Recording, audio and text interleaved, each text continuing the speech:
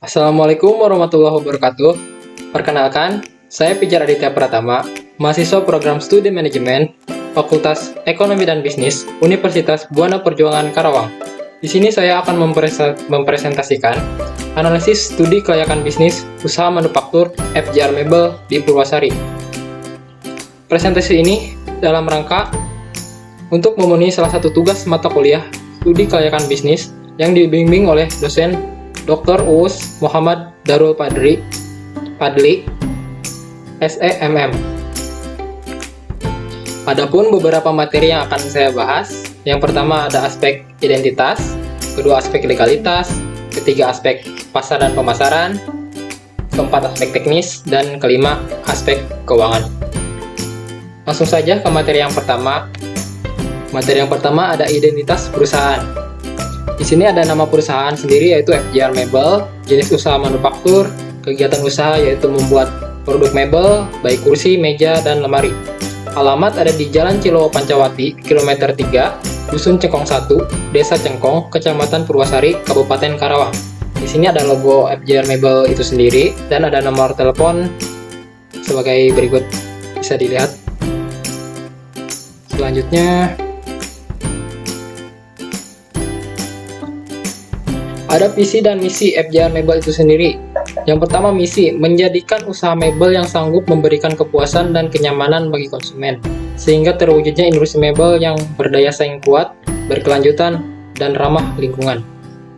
Misi, adapun misi FJR Mebel, yang pertama membuat mebel dengan jaminan mutu bahan yang sangat baik, sehingga pada akhirnya mampu menghasilkan produk mebel yang berkualitas.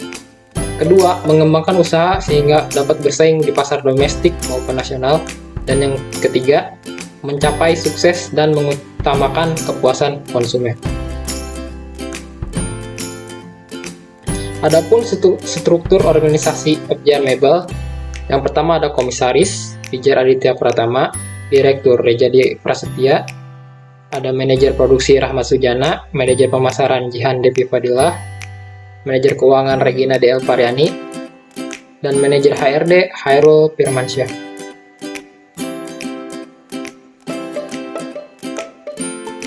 Selanjutnya ada aspek legal. Nama perusahaan FJR Mebel, bentuk perusahaan CP.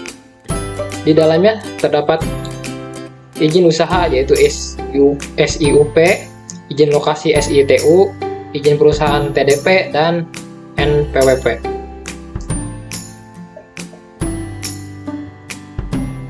Untuk selanjutnya ada kajian pasar dan peluang pasar. Yang pertama aspek pasar. Pasar sasaran.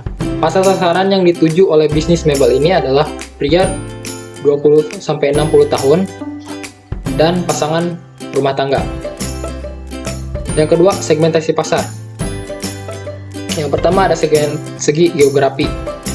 Target konsumen yang diraih adalah masyarakat yang tinggal di Kabupaten Karawang dan di luar daerah Kabupaten Karawang.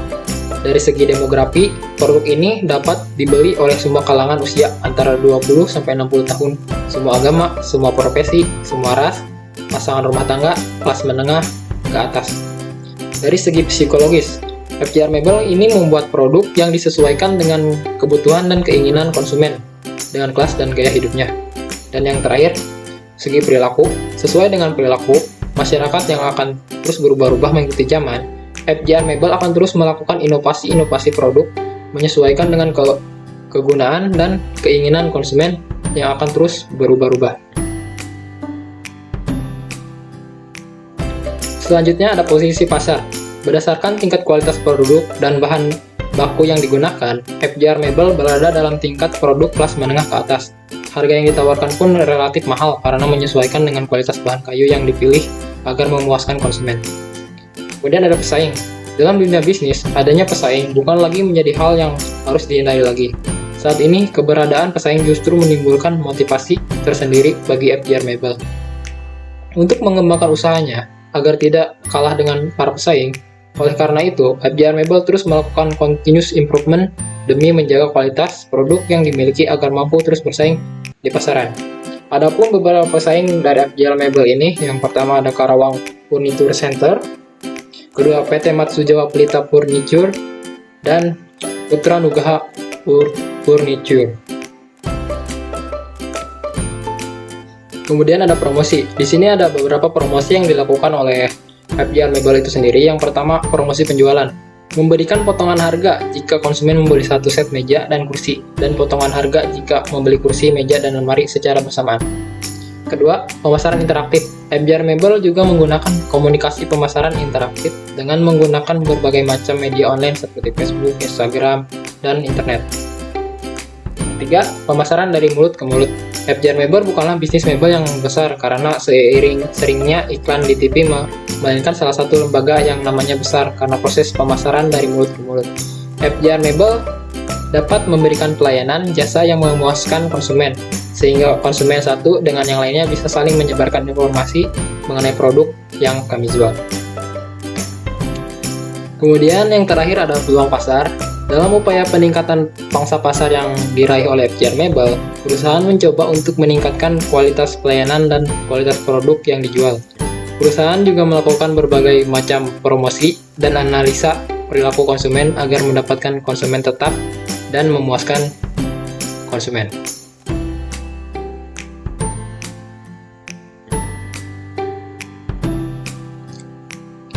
Materi selanjutnya ada kajian teknis, teknologi, dan operasional. Yang pertama, cakupan produksi. Ada sasaran pasar. Wilayah kabupaten dan luar kabupaten. Target sasaran yang diraih atau dituju oleh bisnis mebel ini adalah pria 20-60 tahun, wanita 20-60 tahun, dan pasangan rumah tangga. Yang kedua, jumlah produksi. FJR Mebel memproduksi sebanyak 50 produk mebel per hari, sehingga menghasilkan 1.500 produk dalam sebulan. Selanjutnya ada kebutuhan teknis. Yang pertama, lokasi. Di sini ada beberapa kebutuhan, yakni pasar, bahan baku, transportasi, tenaga kerja, dan lainnya. Nilai yang ideal, yaitu yang pertama pasar 40, bahan baku 30, transportasi 15, tenaga kerja 10, lainnya 5, sehingga total 100. Di sini ada beberapa lokasi yang dipilih oleh FJR Mebel. Yang pertama ada Karawang dengan pasar nilai yang idealnya 30, bahan baku 15, transportasi 20, tenaga kerja 15, tenaga kerja 35, lainnya 8. Ada Purwakarta dengan nilai ideal pasar 20, bahan baku 20, transportasi 20, tenaga kerja 20, dan lainnya 7, sehingga total 87. Dan terakhir ada Subang dengan nilai ideal pasar 20, bahan baku 20, transportasi 15, tenaga kerja 15, dan lainnya 6, sehingga jumlahnya 76. Dan berdasarkan metode penilaian hasil value, maka lokasi yang tertinggi yang dipilih yaitu daerah Karawang dengan nilai 108.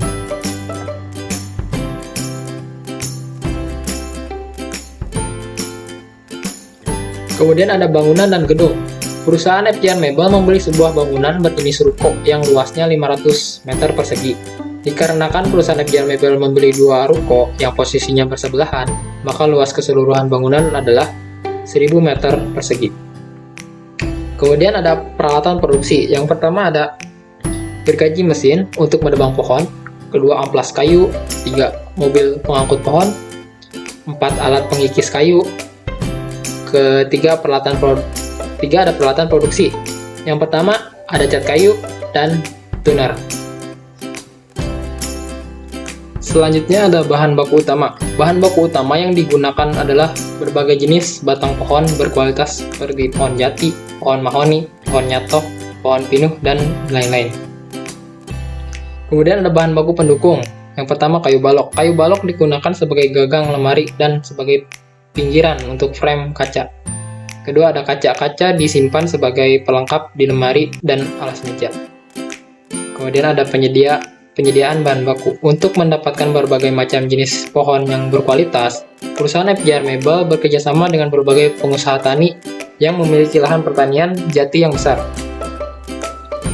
Dan yang selanjutnya ada kebutuhan tenaga kerja. Ada 8 orang tenaga kerja yang dimiliki oleh perusahaan FJR Mebel. 4 orang sebagai bidang produksi, 2 orang sebagai kuli panggul pohon dan kayu, 1 orang sebagai supir, pengantar barang kepada konsumen, dan 1 orang office boy. Di sini ada proses produksi dari FJL Mebel. Yang pertama ada penebangan, kemudian pengecekan log, penggergajian, pengeringan kayu, pembahanan dasar, konstruksi, pengaplasan, perakitan, dan yang terakhir finishing.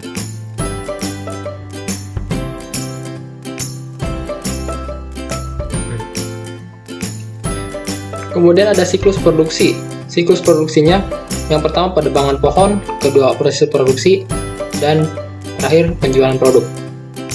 Di sini ada tata letak dari perusahaan, di mana ruang produksi dan gudang berada bersebelahan di belakang. Di depan ada ruang karyawan dan kasir, bersebelahan dengan tempat penjualan.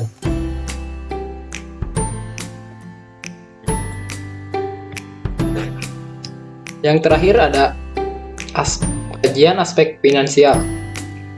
Ada biaya kebutuhan investasi. Yang pertama, biaya pra-investasi. Di sini ada biaya pembuatan studi senilai 8 juta, biaya pengurusan izin-izin senilai 15 juta, sehingga total biaya sebesar 23 juta. Kedua, biaya aktiva tetap. Yang pertama ada aktiva tetap berwujud, ada bangunan senilai 500 juta, kendaraan senilai 222 juta, mesin senilai 22 juta, peralatan senilai 15 juta, perlengkapan senilai 15 juta, sehingga total biaya sebesar 774 juta. Lalu ada aktiva tetap tidak berwujud, ada merek dagang senilai 3 juta, sehingga total investasi keseluruhan senilai 800 juta. Kemudian di samping sini ada biaya operasional. Ada biaya operasional. Yang pertama, biaya bahan baku. Untuk total per bulannya sebesar 50 juta. Dan untuk total per tahun sebesar 600 juta. Kedua, biaya tenaga kerja. Yang pertama ada karyawan produksi dengan biaya sebesar 800 juta per 4 orang, sehingga total biaya per bulan 3.200.000. Kemudian ada kuli panggul dengan biaya 800.000 per 2 orang, sehingga total per bulan 1.600, 1.600.000. Ketiga ada kurir barang dengan biaya 500.000 per 1 orang, sehingga total per bulannya sebesar 500.000. Biaya listrik dan air selama sebulan 2 juta. Biaya pemasaran sebesar 500.000, dan biaya transportasi sebulan sebesar 2 juta. Jadi total biaya selama sebulan yaitu 60.300.000. Untuk per tahun sendiri, untuk biaya karyawan produksi yaitu 38 juta, kuli panggul 19 juta, kurir barang 6 juta, office boy 6 juta, biaya listrik dan air 24 juta, biaya pemasaran 6 juta, dan biaya transportasi selama setahun 24 juta, sehingga total biaya per tahunnya sebesar 720 juta. Selanjutnya di sini ada penyusutan. Yang pertama ada investasi senilai 800 juta, modal kerja 200 juta, dan umur ekonomis selama 5 tahun. Untuk rumus penyusutan sendiri, ada investasi dikurangi modal kerja dibagi umur ekonomis, sehingga penyusutan sama dengan 800 juta dikurangi 200 juta dibagi 5 tahun, dan sehingga hasilnya 100 juta. Kemudian di samping ada tabel arus kas atau estimasi laba rugi. Di sini ada pendapatan senilai 1.020 juta, total biaya 720 juta, penyusutan 100 juta, dan total biaya ditambah penyusutan yaitu 820 juta. Pendapatan dikurangi total biaya senilai sehingga menghasilkan laba bersih sebelum pajak senilai 200 juta. Kemudian ada pajak dikurangi pajak senilai 30 juta sehingga laba bersihnya yaitu 170 juta. Dan seterusnya pada tahun 2022, 2023, 2024, dan 2025 lakanya kurang lebih sama. Kemudian di bawah ada tabel arus kas selama 5 tahun. Cara perhitungannya di sini ada laba bersih tahun 2021 senilai 170 juta ditambah penyusutan 100 juta sehingga kas bersih senilai 270 juta kali diskon faktor 20%. Di sini diskon faktornya sebesar 0,833 sehingga hasil persen value kas bersih sebesar 224.910.000.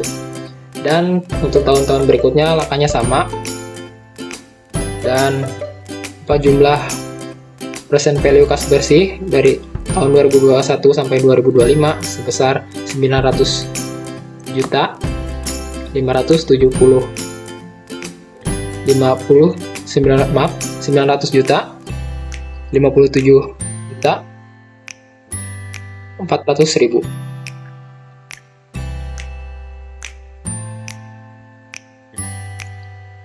Selanjutnya di sini ada payback period. Apabila kas bersih setiap tahun berbeda, yaitu investasi sebesar 800 juta, kemudian kas bersih tahun pertama senilai 170 juta, dikurangi kas bersih, maaf sebelumnya. Di sini investasi sebesar 800 dikurangi kas bersih tahun pertama senilai 170 juta, sehingga hasilnya 630 juta. Kemudian kas bersih tahun kedua dikurangi 210 juta, hasilnya 420 juta. Kemudian dikurangi lagi kas bersih tahun ketiga sebesar 230 juta, sehingga hasilnya jadi 190 juta. Karena sisa tidak bisa dikurangi proses tahun keempat, maka sisa proses tahun kedua dibagi proses tahun keempat, yaitu payback period sama dengan 190 juta rupiah dikurangi dibagi 260 juta dikali 12 bulan sama dengan 8,7 atau dibulatkan menjadi 9 bulan. Maka payback period adalah 3 tahun 9 bulan. Payback period dikurangi umur ekonomis 5 tahun, maka dinyatakan baik. Kemudian ada appraising rate of return atau ARR. Untuk rumusnya sendiri, ARR sama dengan rata-rata laba bersih dibagi rata-rata investasi. Rata-rata IT sendiri rumusnya total IT dibagi umur ekonomis. Rata-rata investasi, rumus rata-rata investasi sama dengan investasi dibagi 2. Sehingga total IT di sini dimasukkan dari tahun 2021 sampai 2025, yaitu 170 juta ditambah 210 juta ditambah 230 juta ditambah 260 juta dan 200 ditambah 280 juta, sehingga total 1.150 juta. Untuk menghitung rata-rata IT, yaitu 1.150 juta dibagi 5 sama dengan 230 juta. Untuk rata-rata investasi, yaitu 800 juta dibagi 2 sehingga hasilnya 400 juta. Maka hasil akhir ARR adalah rata-rata laba yaitu 230 juta dibagi rata-rata investasi 400 juta sama dengan 57,5%, dibulatkan menjadi 58%. Kemudian ada net present value atau NPV. Untuk perhitungan tabelnya sendiri masih sama seperti yang di awal, yaitu kas bersih tahun 2021 senilai 170 juta ditambah penyusutan 100 juta menghasilkan kas bersih force senilai 270 juta dikali diskon faktor 20%, yaitu 0,833, sehingga persen value kas bersih senilai 224.910.000, dan seterusnya ke bawah perhitungannya sama, sehingga jumlah persen value kas bersih itu 957.400.000. Total persen value kas bersih yaitu 957.400.000 dikurangi total investasi sebesar 800.000, hasilnya 157.400.000. NPV, net present value, lebih dari 0, maka usaha dinyatakan layak atau baik. Selanjutnya ada internal rate of return atau IRR. Rata-rata kas bersih yaitu 270 juta ditambah 310 juta ditambah 330 juta ditambah 360 juta dan ditambah 380 juta dibagi 5, yaitu hasilnya 330 juta. Perkiraan payback period sama dengan 800 juta dibagi total rata-rata kas bersih yaitu 330 juta, hasilnya 2,424. Dalam tahun kelima, diketahui yang terdekat dengan angka 2,424 adalah 2,436 adalah 30%. Secara subjektif, tiap diskon kita kurangi 2% menjadi 28%. Di sini ada perhitungan net present value dengan diskon faktor 20%. Pada tahun 2021, kas bersih senilai 270 juta dikali diskon faktor 28%, yaitu 0,781, sehingga present value kas bersih senilai 210.870.000, dan seterusnya angkanya sama, sehingga total net present value kas bersih yaitu 800 juta 200 juta 2.240.000. Nilai net present value sudah positif, sehingga 800 juta 2.240.000 dikurangi 800 juta, hasilnya 2.240.000. Kemudian ada perhitungan net present value dengan diskon faktor 29%. Perhitungannya hampir sama seperti tabel sebelumnya, sudah saya jelaskan tadi. Saya langsung saja ke total present value kas bersih, yaitu pada diskon faktor 29% ini hasilnya senilai 785.700.000. Nilai net present value sudah negatif, sehingga total net present value kas bersih yang tadi 785.700.000 dikurangi 800 juta, hasilnya negatif 4.300.000.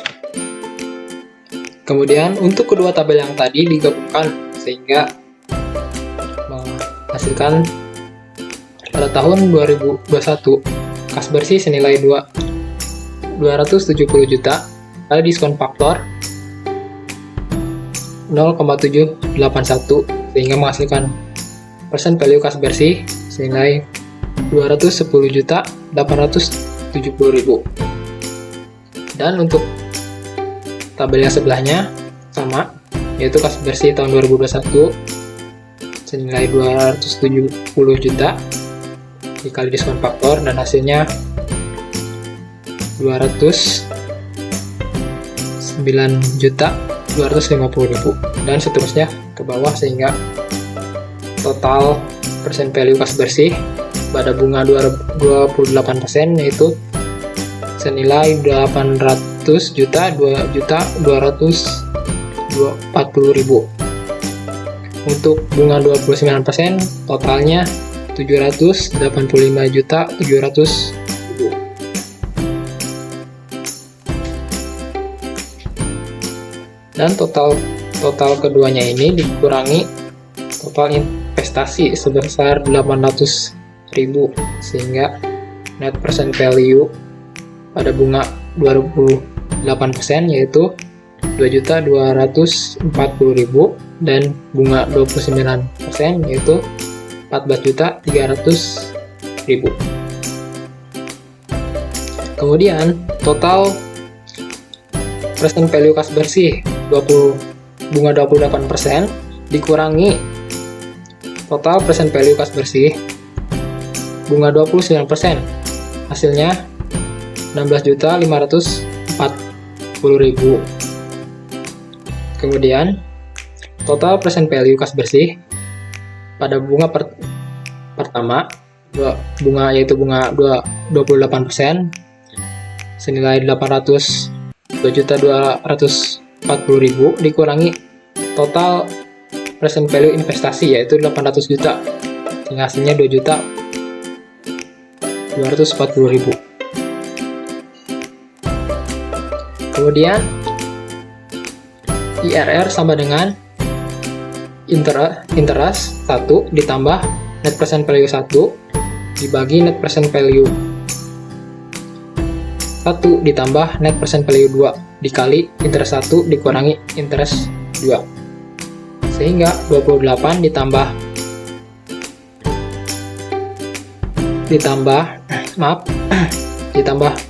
2.240.000 dibagi 16.540.000 dikali 100%, sehingga IRR sama dengan 28 ditambah 1,5% sama dengan 28,135 dibulatkan menjadi 28,1% untuk hasil IRR-nya. Kemudian ada probability index. Untuk rumusnya sendiri, total present value kas bersih dibagi total present value investasi dikali 100%. Jika kas bersih berbeda setiap tahun, maka mencari probability index adalah sebagai berikut. Probability index sama dengan 957.400.000 dibagi 800 juta investasi dikali 100%. Hasilnya 19 kali dibulatkan menjadi 1,2 kali. Probability index lebih besar dari 1, maka diterima baik. Dari semua alat ukur perhitungan tadi dapat ditarik kesimpulan aspek finansial, yaitu pada payback period atau PP, hasil pengukuran 3 tahun 9 bulan dengan standar industri 4 tahun dinyatakan baik. Kedua, appraising rate of return, hasil pengukuran 58%, standar industri 50%, artinya baik. Ketiga, net present value atau NPV, itu pengukuran 157.400.000 dengan standar industri 100 juta, hasilnya baik. Keempat, internal rate of return, hasil pengukuran 28,1% dengan standar industri 24%, dinyatakan baik. Dan terakhir, probability index, hasil pengukuran 1,2 kali dengan standar industri 1,1 kali, dinyatakan baik. Jadi total keseluruhan aspek kesimpulan perusahaan FJR Mebel ini semuanya baik. Untuk keseluruhan kesimpulan dari analisis studi kelayakan bisnis FJR Mebel di Purwasari ini, yaitu perusahaan FJR Mebel adalah perusahaan mebel yang berdiri di Karawang, tepatnya terletak di Jalan Cilowo Pancawati, kilometer 3, Desa Cengkong, Kecamatan Purwasari. Perusahaan ini sudah legal karena sudah memiliki izin usaha, izin lokasi, izin perusahaan, dan NPWP. FJR Mebel bergerak di bidang manufaktur yang memproduksi kursi, meja, lemari, dan berbagai furniture lainnya. Sasaran pasarnya adalah pria wanita usia 20-60 tahun, Produk ini sering diminati kalangan masyarakat, khususnya pasangan rumah tangga. Dalam segi teknis, FDR Mebel ini sudah teratur dan tertata dengan rapi. Dilihat dari perhitungan PP, ARR, NPV, IRR, dan PE yang semuanya hasilnya baik, maka perusahaan ini sudah layak untuk dijalankan.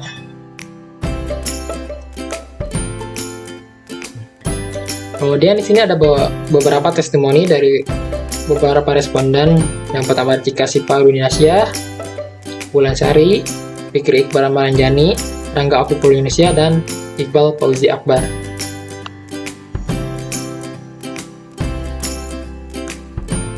Ini ada beberapa referensi yang saya ambil, ada dari buku dan beberapa dari internet.